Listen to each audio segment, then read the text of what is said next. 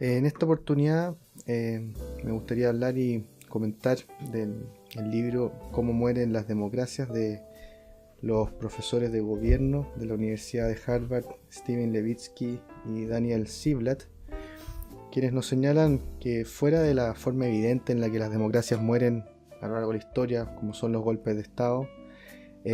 actualmente se observa una forma diferente, una manera subrepticia de destrucción, una infección de la democracia, a través de gobernantes que, utilizando los propios mecanismos democráticos, buscan conseguir un poder autoritario y sin contrapeso. Se preguntan cómo ocurre esto, qué elementos revelan una potencial crisis democrática. A partir de los casos de Italia y Alemania de la entreguerra en los años 20 y 30 y de Venezuela en los 90 con Chávez, la obra nos señala que los políticos institucionales en ocasiones, en este sentido se entiende los políticos que pertenecen a los partidos mayoritarios, que respetan de alguna manera el juego democrático, abren las puertas y legitiman a personajes externos que vienen de fuera de estos círculos donde tradicionalmente se ha encontrado el poder. En este contexto son los partidos y los políticos quienes son, por una parte, guardianes de la democracia y a la vez son quienes pueden abrirle la puerta a gobernantes autoritarios.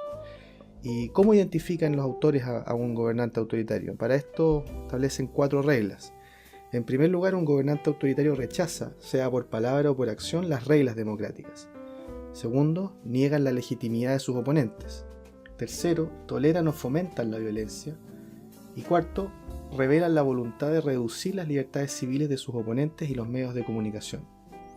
Para evitar su auge, los partidos deben forjar alianzas, incluso con sus adversarios ideológicos, con los que sin embargo comparten un respeto por los valores democráticos. Así, en los países nórdicos, durante el ascenso del fascismo, los partidos de derecha se aliaron con socialistas y liberales para enfrentar exitosamente la aparición de los extremistas. Un régimen presidencialista se encuentra especialmente expuesto al surgimiento de gobernantes autoritarios. A diferencia de un régimen parlamentario, una primera cortapisa la constituye el hecho de que la primera magistratura es alcanzada a través de un acuerdo de la mayoría parlamentaria luego de una elección. Por el contrario, en el régimen presidencial no existe tal barrera, pudiendo un candidato popular alcanzar la jefatura de Estado sin el apoyo de una mayoría parlamentaria, pero sí a través de promesas populistas, apelando al sentir momentáneo y coyuntural de gran parte de la población. En este contexto, el rol de los partidos es doble: escoger un candidato popular que represente sus ideales y mantener a los extremistas a raya. Avanzado el libro, se vuelca de lleno a la elección de Trump en 2016 en Estados Unidos. Definido en la obra como un claro autócrata que cumple los 4 criterios o las 4 reglas definidas anteriormente a cabalidad, podría haber perdido la elección si es que su base partidaria republicana hubiera renunciado a la ganancia cortoplacista, reconociendo los riesgos que suponía su victoria para la democracia y apoyando en consecuencia a la candidata demócrata Clinton. En vez de eso, los líderes del partido se mantuvieron en una tibia posición, en la que no apoyaban explícitamente a Trump, pero tampoco lo denunciaban como un antidemócrata ni menos se mostraban proclives a votar por Clinton. Entre las formas sutiles en que los autócratas buscan minar el sistema democrático se encuentran el control de organismos estatales independientes, particularmente los tribunales y las agencias fiscalizadoras, a través de la asignación de funcionarios leales al régimen. Silenciar a la prensa, a los líderes opositorios, a los empresarios y a las figuras culturales también forman parte del arsenal de herramientas a su disposición. La reforma a las reglas democráticas también es un instrumento utilizado tan pronto se adquiere una dosis de poder autoritario. Paradójicamente, muchas veces el principal argumento para defender estas estrategias es el de la defensa de la democracia, sea frente a amenazas como el terrorismo, la guerra o la insurgencia. En este caso, los autores hacen notar que justamente luego de los atentados de las Torres Gemelas en Estados Unidos el 11 de septiembre del 2001, se aprobó rápidamente en el Congreso una legislación que, con la excusa de proteger la democracia norteamericana, al pueblo norteamericano de amenazas externas, como eran los terroristas en ese momento, se justificó una legislación que imprimía serias restricciones a las libertades individuales. En este punto, la obra entra en un aspecto que a mí me parece sumamente relevante, y es que las constituciones de los países son importantes, pero más lo son en ciertos casos las reglas democráticas no escritas. En el caso de los Estados Unidos, 2 de ellas son destacables: la tolerancia mutua y las potestades autocontroladas. Por una parte, la tolerancia mutua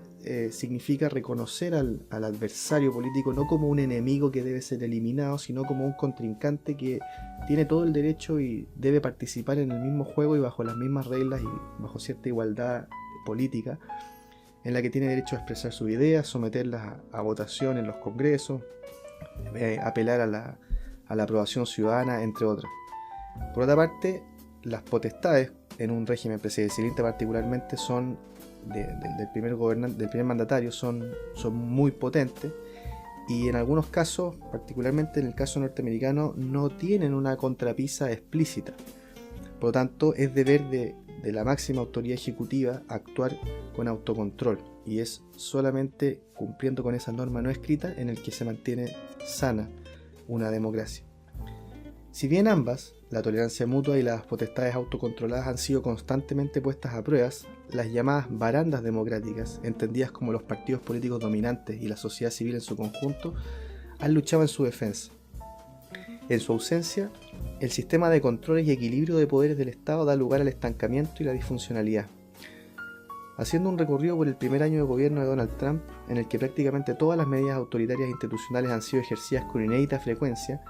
el libro concluye que deben emprenderse esfuerzos que involucren a las dos fuerzas políticas dominantes en Estados Unidos,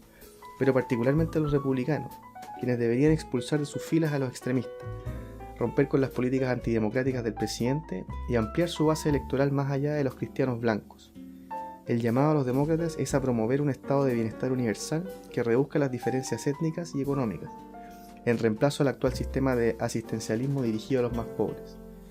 Los autores ven en la desigualdad no solo el principal objetivo de cualquier político preocupado de la justicia social, sino la mejor medicina para recuperar la salud de la democracia. La verdad que, esbozando algunos comentarios respecto a la obra, me parece que es bastante similar al Por qué fracasan los países de Acemoglu y Robinson, en el sentido de que es una obra bastante breve, bastante accesible, no de una complejidad no muy alta,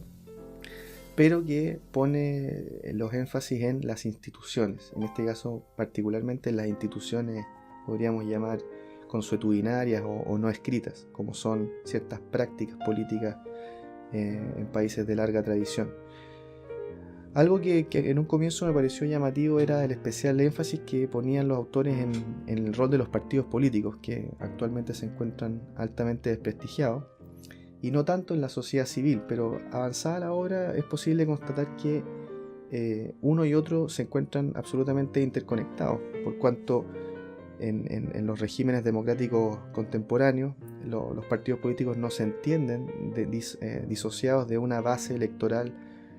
amplia que les dé el respaldo tanto en las urnas como en los medios de comunicación, hoy día en las redes sociales y en general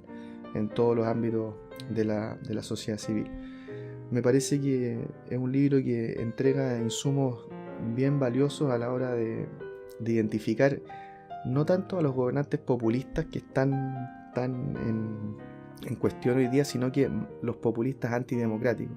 aquellos que están dispuestos a subvertir, a pasar por encima de las reglas de la democracia con el objeto de apelar a instintos, podríamos decir, más viscerales o más agresivos de ciertos sectores de la población. Por consiguiente, creo que es un libro que merece la pena ser leído, sobre todo en estos tiempos en los que a nivel global vemos que grupos extremistas surgen,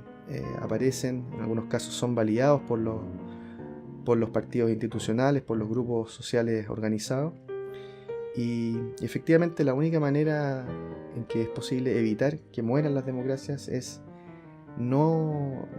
apelando a una defensa irrestricta contra las amenazas externas, por cuanto ellas son más bien no son amenazas propiamente a la democracia, sino que lo son las amenazas desde dentro, las que surgen a partir de una mala práctica, una desidia o incluso un aprovechamiento de ciertos partidos políticos de elementos que podrían dar una ganancia en el corto plazo, pero a largo plazo convertirse en un cáncer de la democracia. Con eso concluimos este resumen y comentarios de la obra Cómo mueren las democracias de Levitsky y Ziblatt. Así que muchas gracias por su atención.